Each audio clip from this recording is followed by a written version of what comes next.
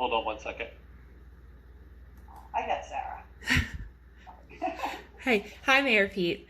So, I was a junior at Virginia Tech on April 16, 2007, and I've been an activist for gun safety laws in the 13 years since that shooting happened. And every time a shooting or an event like that happens, we see a spike in support for legislation. And then it disappears when the media attention goes away. It felt like something was different after Parkland, and unfortunately even that attention ended up going away. I've been super active in the Black Lives Matter protests in the last 3 weeks, and I'm concerned that we're going to have the same thing happen in the coming weeks when the attention goes away. How do we keep up the energy and actually get some legislation passed while we have this movement? Well, first of all, thanks for taking that terrible experience and turning it into the advocacy and the activism that you have. And I'm glad that you are strong in that and strong in supporting the movement for Black Lives, because this is a time where we're all going to want to answer for where we stood on this.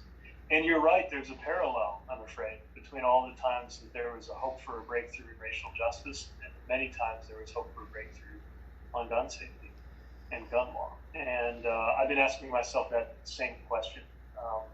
Is this time different? Is this time really different? And this is where I think at the end of the day, this is going to come down to elections. Don't get me wrong. I think advocates have rightly said, wait a minute, like this is not just, don't take all this energy and just say this means vote for my guy, right? Like this is bigger than that. This is about creating societal change that the politicians will have no choice but to respond.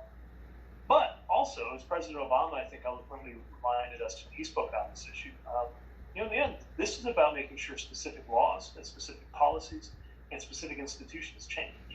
And a lot of that depends on who we put in charge of. In a democracy, the moment of greatest power that we have is election days. And so I do believe that there are enough Americans now who believe in these changes, that they have to happen. But for them to happen anytime soon, we have to get past the fact that right now most Americans can want something, and it still doesn't happen. It's clearly the case. I'm looking at background checks, right? I mean, the kind of minimum step we got to take on guns, and 90% of Americans think we should do it. 80% of Republicans think we should do it. It still doesn't happen, right?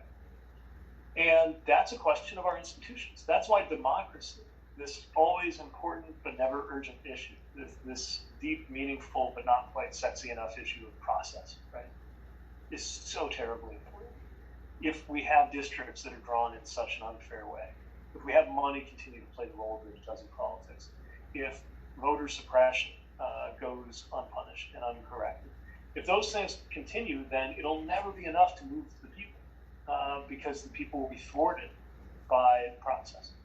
And that's why I think this time we really do have to treat the process, the issue of how we deal with our issues, as urgently as we do those individual, hugely important issues, from racial justice to gun safety to raising wages and empowering.